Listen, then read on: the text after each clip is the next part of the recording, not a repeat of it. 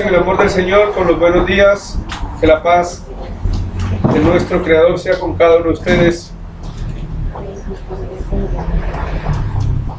Vamos a leer en la primera carta de Juan, primera de Juan, capítulo 5.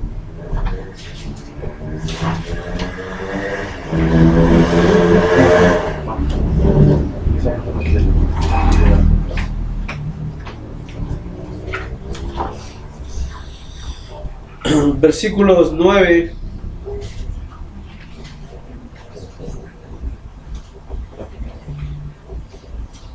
hasta el final.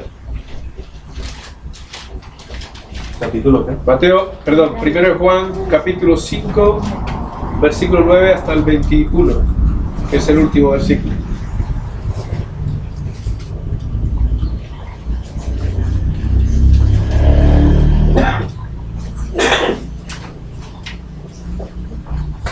Dice: si recibimos el testimonio de los hombres, mayor es el testimonio de Dios, porque este es el testimonio con que Dios ha testificado acerca de su Hijo.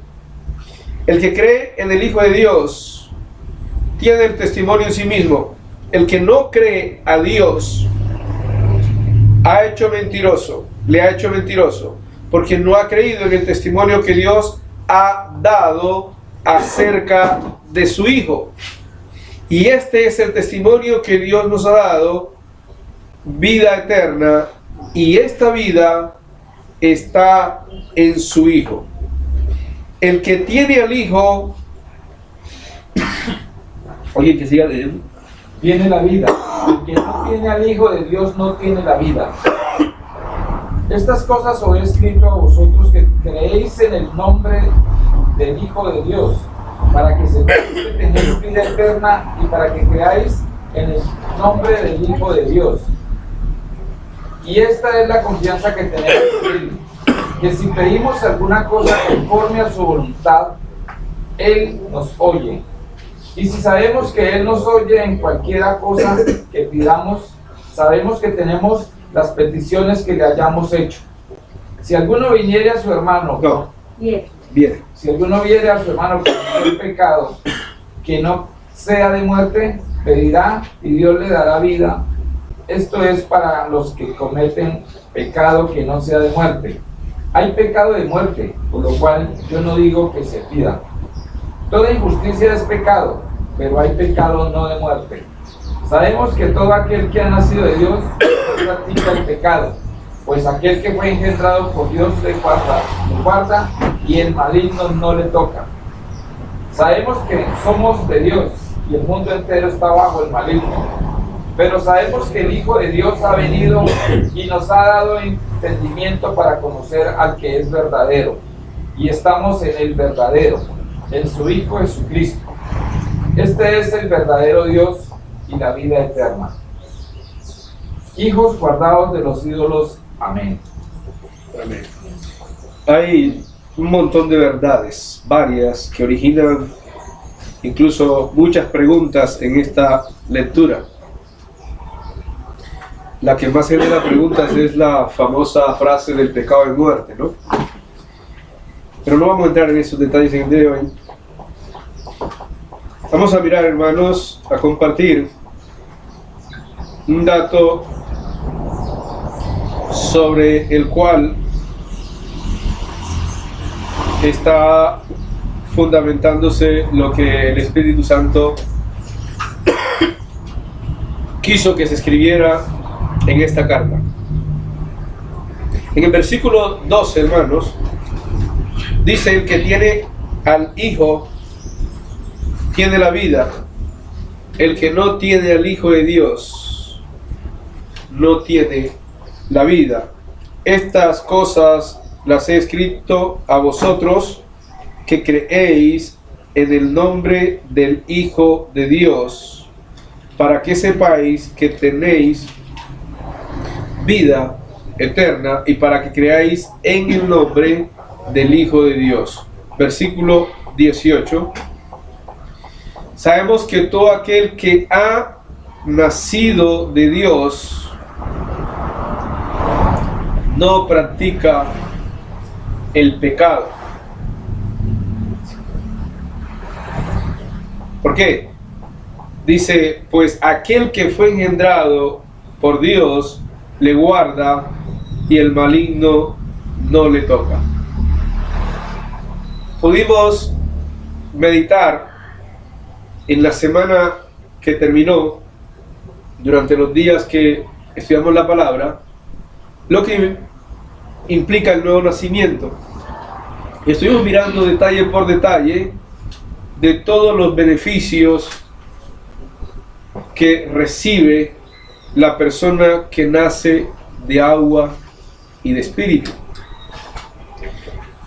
Y una de las grandes verdades que contemplamos fue y es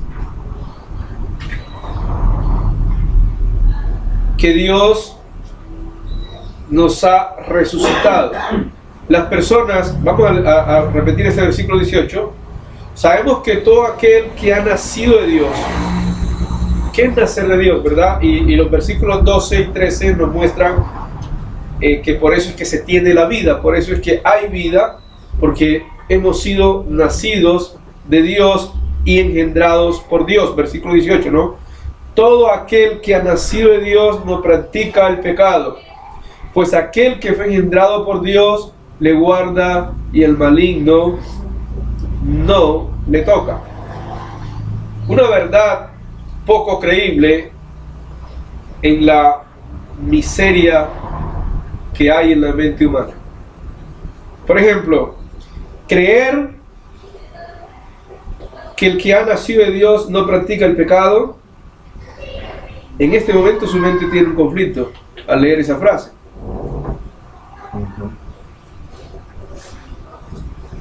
Creer que el maligno no toca al que ha sido engendrado por Dios, en este momento también la pelea mental que usted pueda tener. Por eso entonces se hace indispensable tener claro lo que leíamos en el versículo 10. El que cree en el Hijo de Dios tiene el testimonio en sí mismo. El que no cree a Dios. Entonces, hoy vamos a meditar, hermanos, la fuerza que tiene el creer en Dios. Porque el enemigo ha llevado la expresión de creer a algo muy superficial. Y eso muy superficial se ha quedado en la mera idea de tener acá en el subconsciente de que existe un ser superior y hasta ahí. ¿Sí? Pero hay frases en este relato que nos van llevando a un sentir espiritual profundo y divino de lo que implica creer en Dios, creer en el Hijo de Dios, creer en el nombre del Hijo de Dios. No es, voy a repetirlo, lo que nuestra poca capacidad de entender por lo carnal que está en nuestra mente, que vamos a descifrar estas cosas. Se necesita, hermanos, escucharlo en la misma carta que se ha relatado por parte del Espíritu Santo por mano de Juan. Entonces decíamos, hermanos, que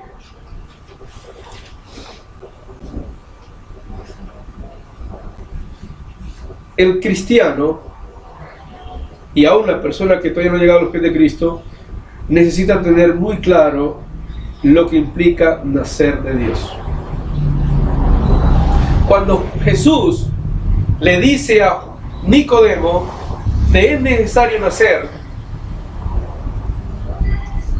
yo creo que la mayoría conocemos esa historia, ¿verdad? Debemos recordar y tener presente que Nicodemo no era un ignorante.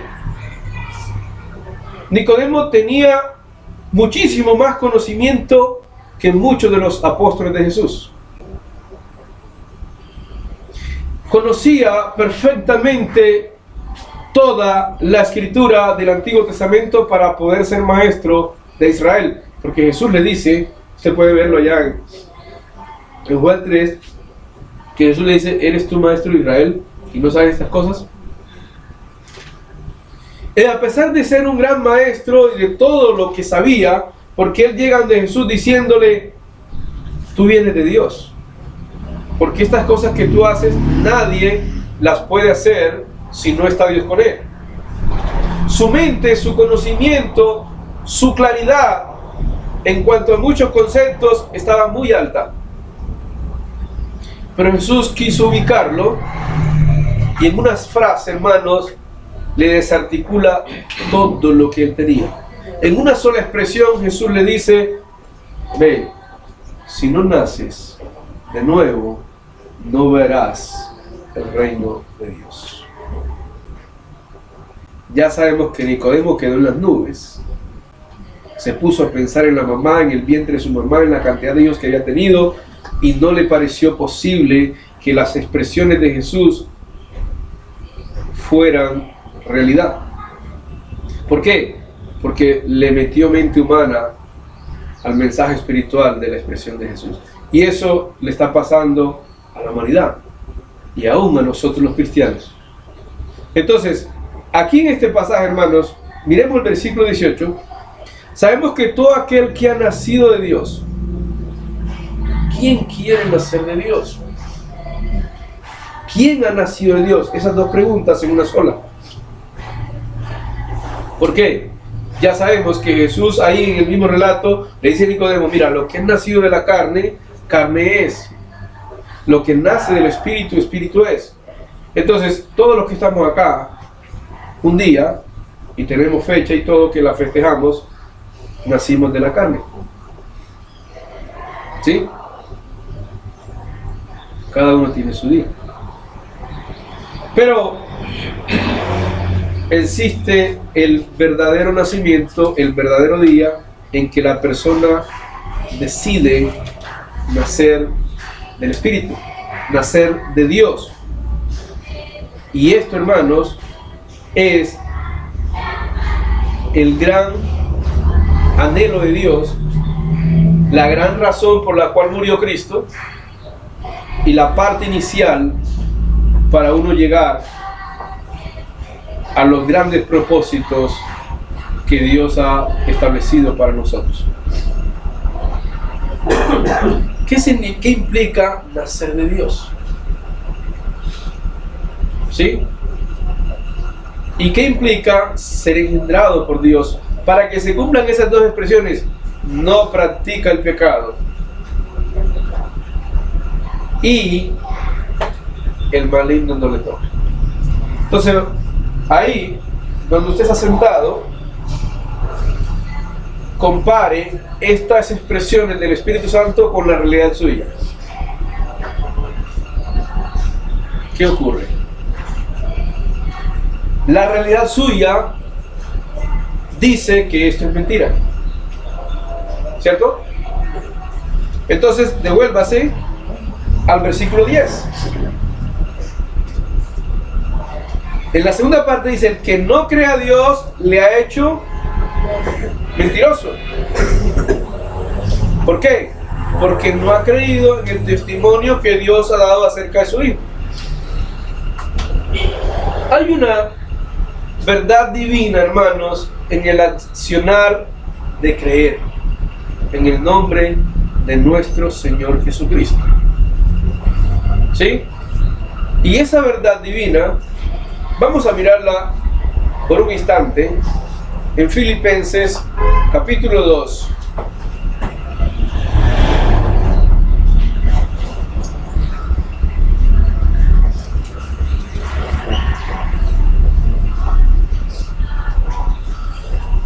Versículos 9 al 11, usaremos más que todo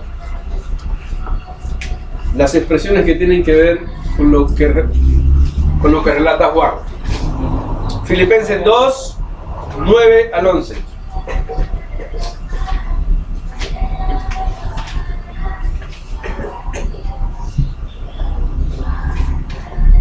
Por lo cual, por haber muerto de la manera más vil y humillante, Dios también le exaltó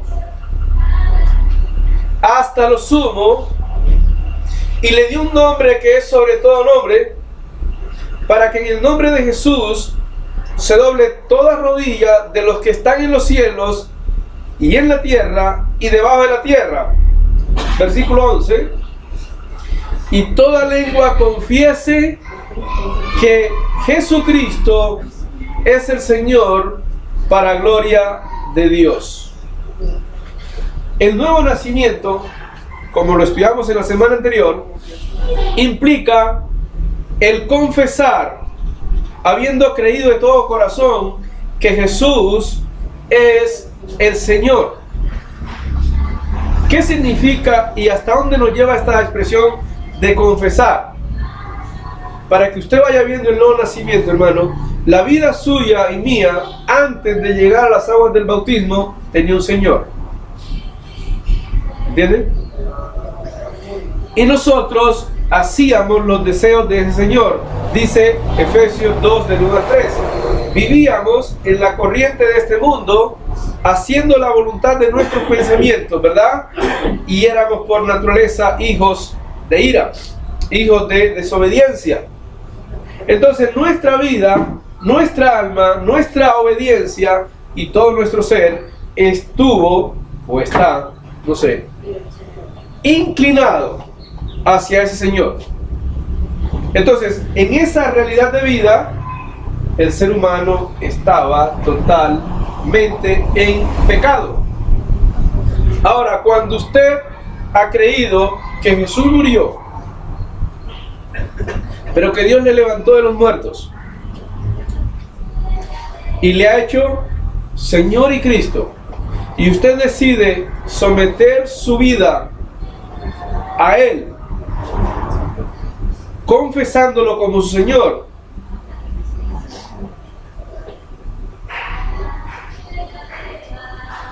es producto de haber creído que Él puede perdonar todos sus pecados, lavar, santificar y justificar su vida delante de Dios. Y a partir de ahí, Filipenses 1, 6 y 7, iniciar una obra de perfeccionamiento en el que cada día usted va, según 2 Corintios, capítulo 2, de triunfo en triunfo. ¿Usted cree eso? Pero volvamos a la realidad de nuestra vida. No lo creemos tanto. Entonces, lo confieso que es el Señor, porque si confesares con tu boca que Jesús es el Señor, serás salvo. Sometes tu vida al señorío de Cristo, entonces pasas a ser engendrado por Dios. Naces de Dios. Volvamos a Juan. Todo aquel que ha nacido de Dios. Entonces ya tu mentalidad debe tener una sola idea. ¿Cuál? Inclinarme ante aquel que yo confesé como mi Señor. Y el inclinarme a Él me conlleva a vivir lo que vamos a mirar ahora. Observemos esto aquí.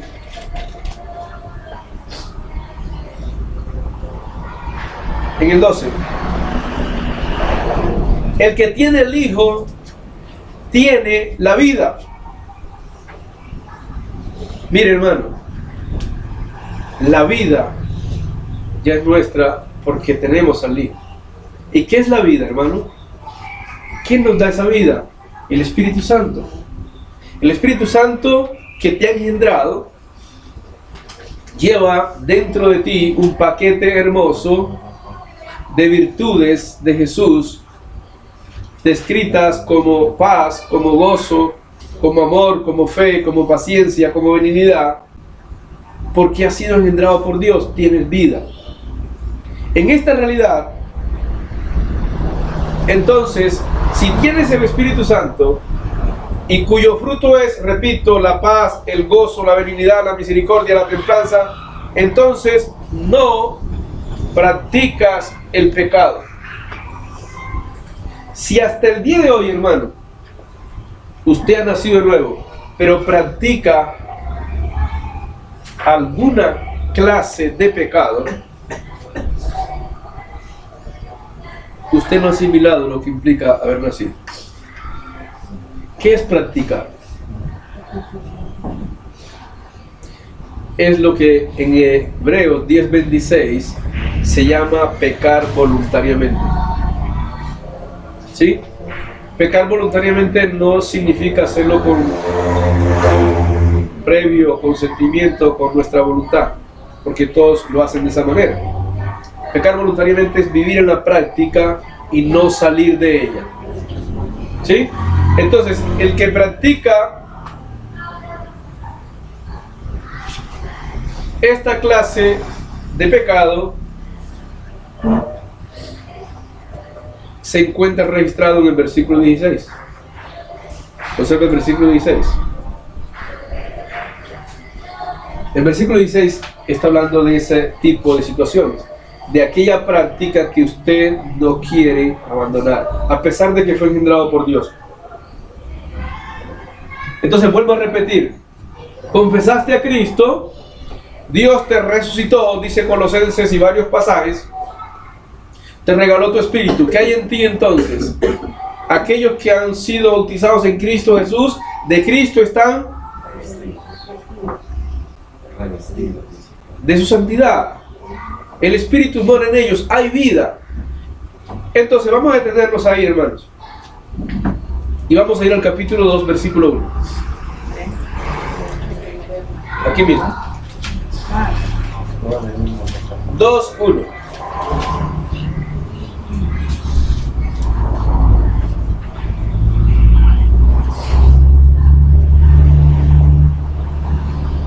¿Cómo dice esta carta? Este relato aquí dice: hijitos míos, estas cosas les escribo para que no... ¿Para qué fue escrita? La palabra de Dios. Y si alguno hubiere, ¿qué? Ojo, quiero aclarar esta frase. No es si alguno va a pecar. Porque algunos preguntan, hermano, ¿y si uno por ahí se toma un guaro? ¿Y si uno por ahí ya está previendo el futuro de lo que quiere hacer? No, el texto está diciendo si alguno hubiere.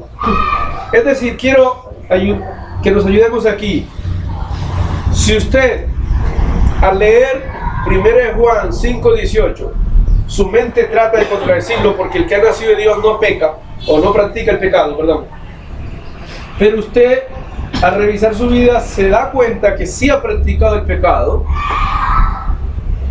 Es muy posible que no haya tenido esto claro, o que no haya creído en ese testimonio. Porque ahí está diciendo, ¿verdad? El que cree al testimonio, el que no cree, hace a Dios como mentiroso. Entonces usted tiene aquí un dilema bien serio. ¿Cree o no cree que el que ha nacido de Dios no practica ninguna clase de pecado? Necesita definirlo en su corazón. Pero entonces, en determinado caso de que usted haya llevado una práctica pecaminosa, a pesar de haber nacido, a pesar de haber sido engendrado, entonces ahora el Espíritu Santo dice, bueno, hay un abogado, porque no lo sabías, que a pesar de haber sido engendrado, a pesar de haber nacido de Dios, has mantenido una práctica. Es decir, hermanos, juntando el versículo 18 del capítulo 5 con este versículo 1, te están diciendo algo. ¿Sabes qué te están diciendo esos dos versículos? Hoy, si tú fuiste engendrado por Dios, si tú naciste de Dios hoy, debe parar cualquier práctica. ¿Entiendes? Y si tú decides parar cualquier práctica, Dios te dice cómo. Devuélvase ahí al capítulo 1, versículo 18. ¿Cómo se detiene esa práctica? ¿Cómo dice el 18? Perdón, el 9. Del 1. Tienes que confesarle a Dios que has pecado, que has practicado el pecado, que has descuidado el engendro que Dios puso en ti, que has descuidado el nuevo nacimiento, que has descuidado el testimonio veraz de que dice, ¿qué dice el testimonio? Que el que ha nacido de Dios no practica. No te relajes pensando. Ahora viene un dato aquí, hermano. Para los que acaban de nacer de nuevo, tienen una gran ventaja. ¿Cuál es esa ventaja? Quiero que lo leamos muy profundamente. En el capítulo 5 otra vez. Versículo 13.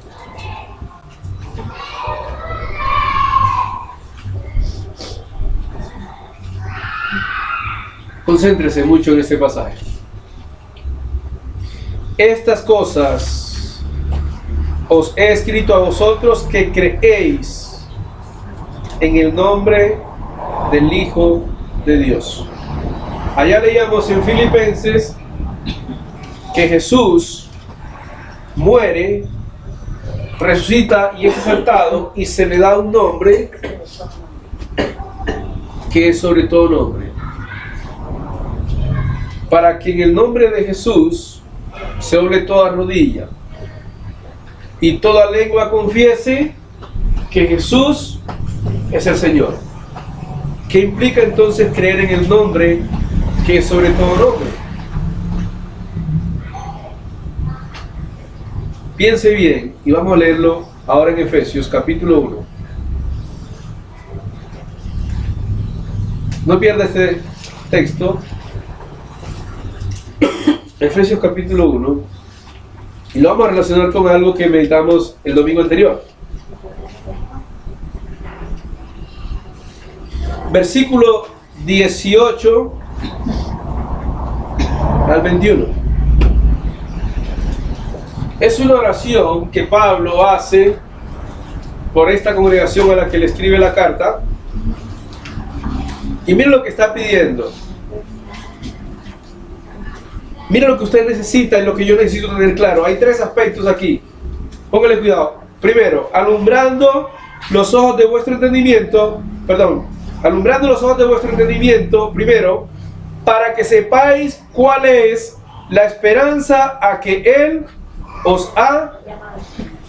Entonces, primer dato, hermano, para aquel que ha nacido de nuevo, para aquel que ha creído en el nombre de Jesús, es tener muy clara la esperanza que usted tiene. ¿Cuál es su esperanza?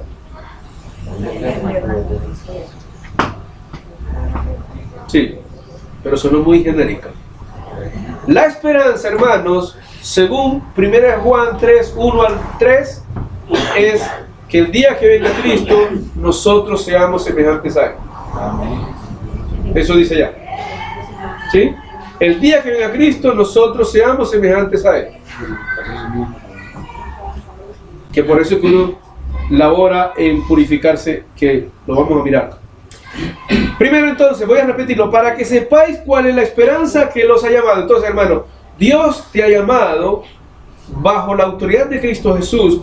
Él tiene la potestad soberana, suprema, absoluta de hacerte semejante a Él. Esa es la esperanza de aquel que ha nacido de nuevo. Segunda parte de la petición de Pablo. ¿Y cuál es la riqueza de la gloria de su herencia en los santos? El segundo dato que nosotros necesitamos tener claro en nuestra mente, primero voy a repetir, el primer dato que necesitamos tener claro con los que han nacido de nuevo es cuál es la esperanza a que hemos sido llamados. ¿Sí? Entonces, una esperanza de que todo termine en el cementerio, de que vamos a reencarnar, de que nos vamos a disipar en el aire, no. De que seremos iguales a Jesús. Esa es mi esperanza. ¿Sí? Segundo dato, entonces vamos a repetirlo. ¿Qué es lo que el apóstol Pablo pide que nosotros debemos tener claro en el entendimiento nuestro? Que debemos saber cuáles son las riquezas de su gloria, de su herencia en los santos. ¿Usted conoce estas riquezas? ¿Las conoce? Creo que no. ¿De qué riqueza está hablando aquí, hermanos? Vamos a tomar un dato, por ejemplo. Miren el 2.4, un solo aspecto por ahora. En el 2.4, para que veamos uno de los aspectos, valga la redundancia, de las riquezas de Dios. ¿Qué nos muestra en el 2.4? ¿Riqueza en qué? Misericordia. En misericordia. Entonces, el cristiano que nace de nuevo, para que no peque, para que no continúe la práctica pecaminosa, debe tener claro los ojos del entendimiento iluminados, alumbrados. ¿En qué aspecto? En que Dios tiene todas las riquezas que pueden potenciar mi vida para no practicar el pecado. Una de esas riquezas es el dominio propio, por decir, una de tantas riquezas que tiene Dios. ¿Sabe usted que usted es propietario de esas riquezas? Lamentablemente, el diablo metió el mensaje de las riquezas materiales. Y la gente está creyendo, si yo soy el rey, necesito tener la mejor casa, el mejor carro, la mejor cuenta. Qué fe tan brillante, ¿no? Qué fe tan santísima. Las riquezas de la gloria de su herencia. ¿Cuál es la herencia nuestra? Vuelvo a repetirlo, ser como Jesús. La herencia inmarcesible reservada para nosotros, ¿dónde? En los cielos. Primera de Pedro, capítulo 1, versículos por allá del 13 en adelante. Ahora mire esta que viene ahora, para que vea usted lo que implica creer en el nombre de Cristo Jesús. La cual operó en Cristo, perdón, estoy saltando el 19. Tercer aspecto que necesitamos tener iluminado en los ojos de nuestro entendimiento. Voy a repetir el primero. Debemos tener claro la esperanza. El segundo, debemos tener clara las riquezas de Dios para los santos, o sea, para los que han nacido nuevos. Tercer aspecto, ¿cuál la supereminente grandeza de su poder para, ¿con quién? Los que creemos en qué? Según la operación del poder de su fuerza, la cual operó en Cristo, resucitando a los muertos y sentándole a su diestra en los lugares celestiales, y sobre todo principado, autoridad, poder, señorío, sobre todo nombre que se nombra, no solo en este siglo, sino también en el venidero. Cristo es elevado. Cristo es resucitado, ¿con qué? Dice aquí, con la supereminente grandeza del poder de Dios, lo levantó de los muertos, dice ahí, ¿verdad? ¿Tienen el 20? Lo resucita de los muertos con este poder, y con este mismo poder lo sienta ¿a dónde? Entonces, devuélvase el 19. Ese poder, la grandeza de ese poder, opera ¿dónde? En nosotros. ¿En quiénes nosotros? Los que hemos nacido, los que hemos sido engendrados, ¿por quién? Por Dios. Ahora, si ese poder, si esa fuerza levantó a Jesús de los muertos y le dio este poderío, esta autoridad, sobre toda autoridad, pregunta, ¿tendrá esa fuerza la facultad de ayudarte a no practicar el pecado? Pero ¿sabe una cosa, hermano? Nosotros creemos que ese poder puede sanar un dolor de cabeza. Sí, lo creemos. Creemos que ese poder puede sanar una enfermedad incurable, pero no creemos que nos puede quitar la mentira. Pero no creemos que puede destruir nuestro mal genio. Pero no creemos que nos puede quitar los malos pensamientos, la malicia. Y lo que está pidiendo Pablo es, devuélvase a la expresión que inicia el versículo 18, él está pidiendo que nuestros ojos del entendimiento necesitan ser iluminados para que esto sea claro en nuestra vida. Usted no lo puede asimilar tan fácilmente. Entonces, ¿qué implica creer en el nombre de Cristo Jesús? Que su autoridad, que está por encima de todo, señorío, poder, trono, dominio, ese poder, esa autoridad que le fue dada, una autoridad sobre toda autoridad, ¿sí? ¿Cómo dice Filipenses? Se le dio un nombre que es sobre todo nombre, o sea, una autoridad sobre toda autoridad, ¿Sobre qué tipo de autoridad? Entonces miren ahí en el versículo 21. Sobre principados, sobre autoridades, poder, señorío. Él tiene toda autoridad. Usted y yo, los que hemos sido bautizados en Él, fuimos engendrados por Él y esa fuerza opera en nosotros. Ahora, ¿cómo hacer entonces para no practicar el pecado? Vaya a Filipenses 2.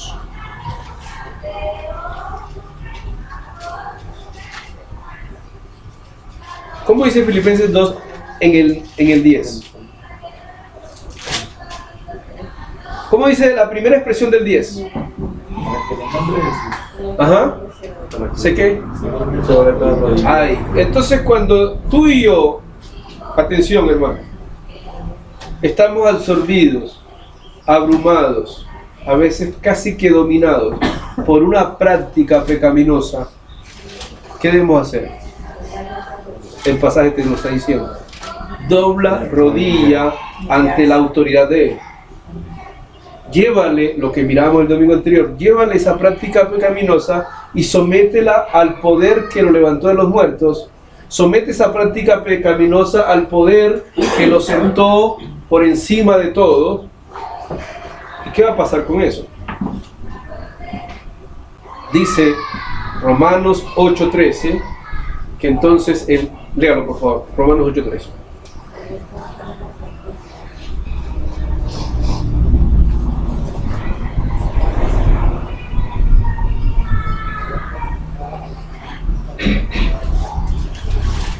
Porque si vivís conforme a la carne moriréis, mas si por el Espíritu hacéis morir las obras de la carne, viviréis. ¿Cuál espíritu? El espíritu que lo levantó de los muertos. El espíritu que lo sentó en lugares celestiales te va a ayudar a hacer morir toda práctica pecaminosa. ¿Usted vive este tipo de vida cristiana? Ha ocurrido, hermano, que el enemigo nos ha metido un cristianismo raro. ¿Quién vive? Cristo, a su nombre gloria. Y la vida sigue igual. Sí.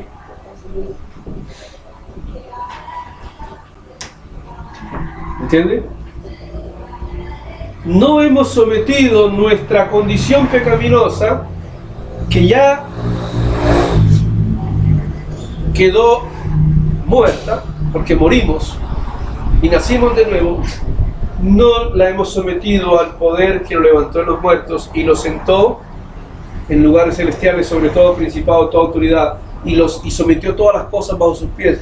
Entonces, ¿por qué no someter, por decir algo, la mentira bajo los pies de Él? ¿Por qué no someter, hermano, qué otra cosa? Los malos pensamientos, la ira, los pleitos, el rencor. ¿Por qué no someterlo bajo sus pies? Pero usted cree, ¿verdad?, que si tiene una gripa, Él se la va a quitar. Está bien, créalo. Y sane su cuerpo. ¿Y el alma? ¿No es mejor procurar la salud del espíritu? Amén. Someterle. Le someto mi cuerpo, claro. Cuando estoy mal con una enfermedad, acudo a Él. Pero ¿y si el espíritu se ha enfermado, qué? ¿No lo sometemos al poderío de Él? Entonces, volvamos a 1 Juan 5, versículo 13. Estas cosas les he escrito a vosotros, ¿que qué? ¿En quién? En el nombre del Hijo de Dios. Entonces, ¿qué implica creer en su nombre? Creer en su señorío, creer en su poderío, que ese señorío y ese poder opera en mí, para que yo no practique el pecado. Entonces repitamos una vez más, pero si hoy nos hemos dado cuenta que sí lo hemos practicado, y 1 Juan 5:16 dice que eso es pecado de muerte, entonces tenemos que hacer algo. Y les aclaro de una vez, hermano, cuando usted lea pecado de muerte y su mente empiece a divagar, la misma carta le ayuda. le contesta. ¿Sí? Devuélvase entonces una vez más al capítulo 1 de 1 de Juan, versículo 8.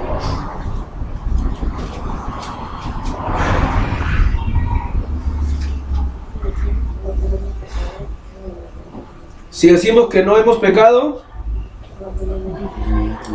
¿cuándo ocurre esto, hermano? ¿Cuándo ocurre esto? Cuando usted peca y no conversa con Dios. Y ese es el pecado de muerte. 1:8. Ese es el pecado de muerte, hermano, del que habla Juan. Hay muchos pecados de muerte en otros relatos, algún día los miraremos, hay varios. Pero resulta que todos ellos se disipan en el 9. ¿Cómo se disipan en el 9? Cuando usted lo confiesa. ¿Qué clase de pecado has de confesar?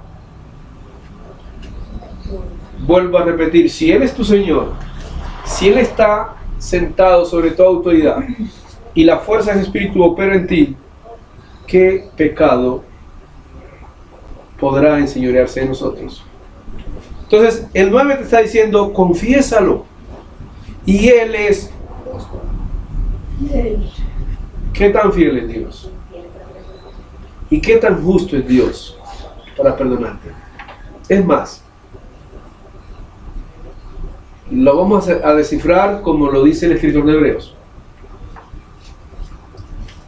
En el relato de Hebreos, Dios te dice lo siguiente, en el 4:16. Él dice, acércate confiadamente al trono de mi gracia para hallar ¿qué? Misericordia. Y el versículo anterior dice que tenemos un sumo sacerdote, o sea, el abogado que obra a favor nuestro, porque él tiene la facultad de ¿qué? De compadecerse de nuestras debilidades. Pero hermano, el detalle inicial de todo esto es tener claro que yo fui engendrado, hermano, por Dios, que nació de Dios, que dentro de mí hay una supereminente grandeza de poder que levantó a Jesús de los muertos, y esa grandeza de ese poder con la cual yo fui engendrado, repito, impide, ¿qué cosa? Que yo practique el pecado. Esto se viene de la última parte de 1 Juan 5:18. Vamos a mirarla. La última parte de 1 Juan 5:18 para tenerlo ya todo claro y terminar.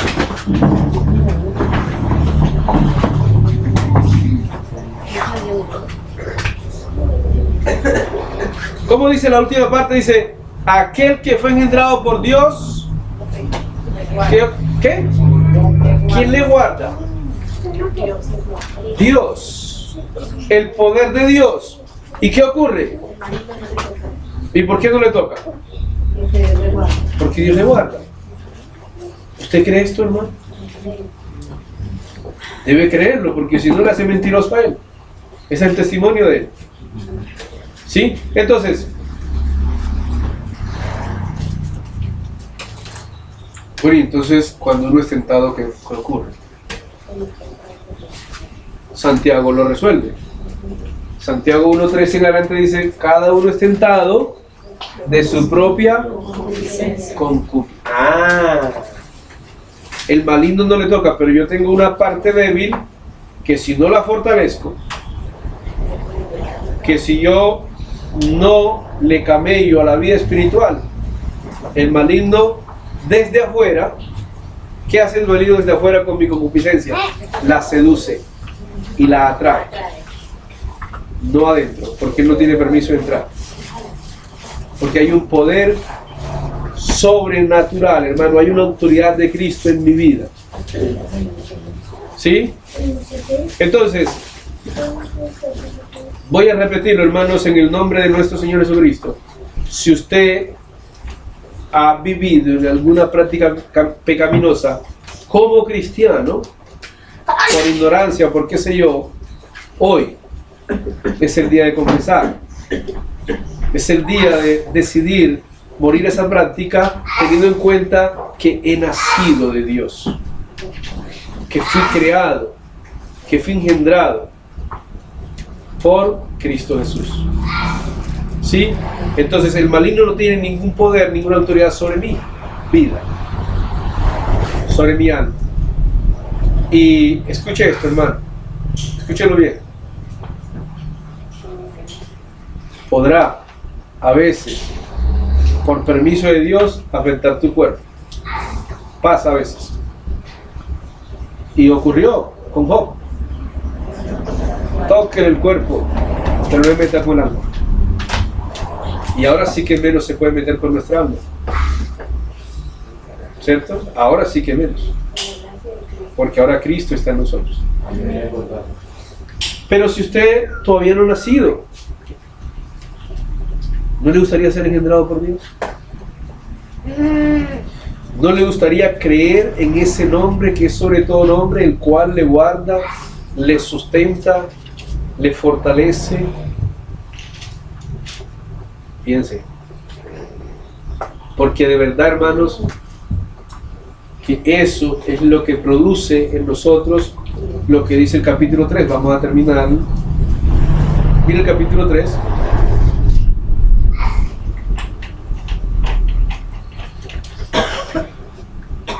Y lo vamos a relacionar esto otra vez con lo que leíamos en Filipenses 2.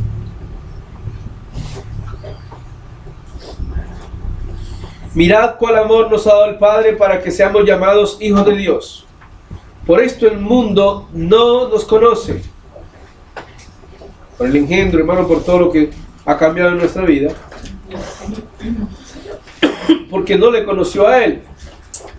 Amados, ahora somos hijos de Dios y aún no se ha manifestado lo que hemos de ser. Qué linda esta promesa, hermano. Aún no se ha manifestado lo que hemos de ser. ¿Y qué es eso? Dice, pero sabemos que cuando Él se manifieste, ¿qué va a ocurrir ese día, hermanos? Seremos semejantes a Él. Y es la única manera, hermanos, de poderle ver en el resplandor de su santidad, tal cual como es. Y todo aquel que tiene esta esperanza en Él se purifica a sí mismo, así como Él es puro. Entonces, dobla rodilla, hermano. Si hay una práctica pecaminosa en tu vida, a pesar de que has nacido de nuevo, has nacido de Dios, dobla rodilla y confiesa que Jesucristo es tu Señor. ¿Cómo has de confesarlo? Llevarle esa práctica pecaminosa a los pies de Él. Y eso indica que ya esa práctica pecaminosa no es tu Señor. ¿Quién es tu Señor? Cristo. Hay que doblar rodilla, hermano, ante su poder. No hay manera de purificarnos, hermano, si nosotros no doblamos rodilla ante Él, reconociendo nuestras prácticas abominables. ¿Sí? Ese poder que actuó en Jesús para levantarlo de los muertos va a eliminar el odio, la ira, los celos, si tú doblas rodilla ante Él. Si crees en esta autoridad que Él tiene, ¿sobre qué en este caso? Sobre ese pecado, sobre esa práctica. Recordemos, hermanos, que Él tiene autoridad sobre ¿qué fue que leímos? Todo poder, todo señorío, todo dominio. Entonces tiene poder sobre tu pecado, sobre tu práctica pecaminosa. Lo demostró, hermanos, cuando le dijo a más de uno en vida aquí en la tierra, le dijo, tus pecados te son, vete y no peques más. Purifícate, hermano, cada día doblando rodillas, confesando esa práctica pecaminosa, y Él es fiel y justo. ¿Para qué?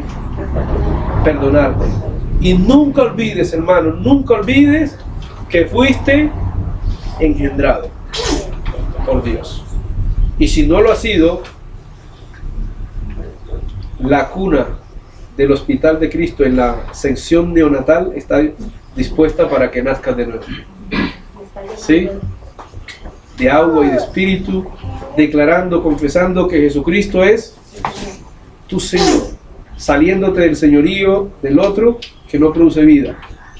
Y ahora, hermano, enfaticemos una vez más, somete toda práctica pecaminosa al poderío de Cristo, porque tienes una esperanza y porque hay unas riquezas en Dios. ¿Te acuerdas las riquezas? Hay riquezas de la gloria de sus santos que son nuestra herencia, nos pertenecen a nosotros. Que Dios nos bendiga, hermanos.